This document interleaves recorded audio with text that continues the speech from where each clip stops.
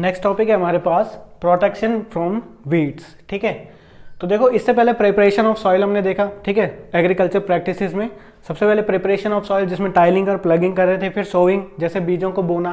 ठीक है, तो वो फनल के थ्रू या फिर जो ड्रिप होता है, कौन सा वाला,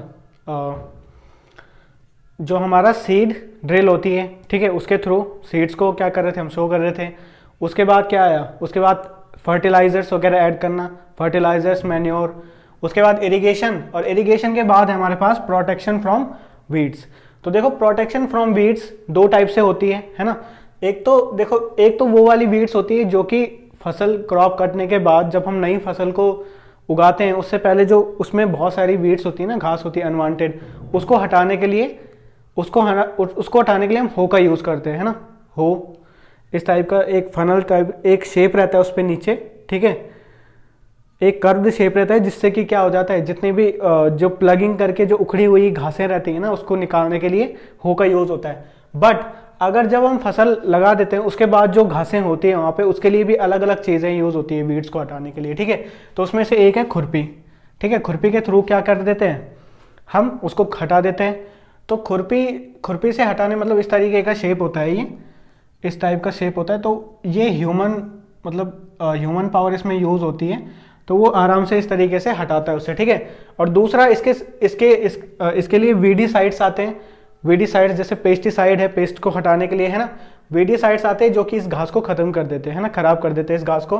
बट इस वीडीसाइड्स का कोई भी इफेक्ट हमारे पौधों पे नहीं पड़ता है। ठीक है, और वैसे वीड्स होती क्या है, सबसे पहले अगर ये जाने हम, तो वीड्स क्या होती है, जो अनवांटेड घास होती है, ठीक है, जो फील्ड में अनवांटेड होती है, जो कि जिससे कि हमें कोई भी न्यूट्रिशन नहीं मिलेगा।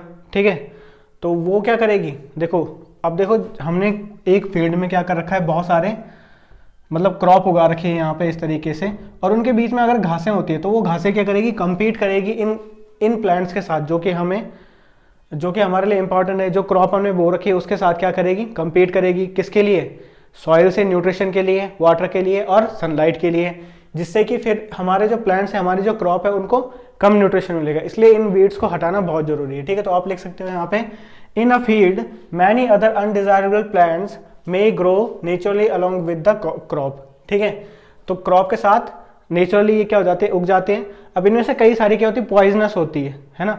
तो अगर पॉइजनस होंगी तो जब हम हार्वेस्टिंग करेंगे उस टाइम पे वो हम जो हार्वेस्ट करेंगे वो हमारे एनिमल्स के लिए, जैसे भूसा होता है ना, तो वो उसके साथ भी जा सकते हैं, जिससे एनिमल्स क्या हो सकते हैं, बीमार पड़ सकते हैं। तो इसलिए वीड्स को हटाना जरूरी है। इसके लिए काफ़ी दो मेथड्स हैं बेसिकली। वीडिंग विद खुरपी होती है, ठीक है, जो ह्यूमन यूज़ करता है हटाने के लिए।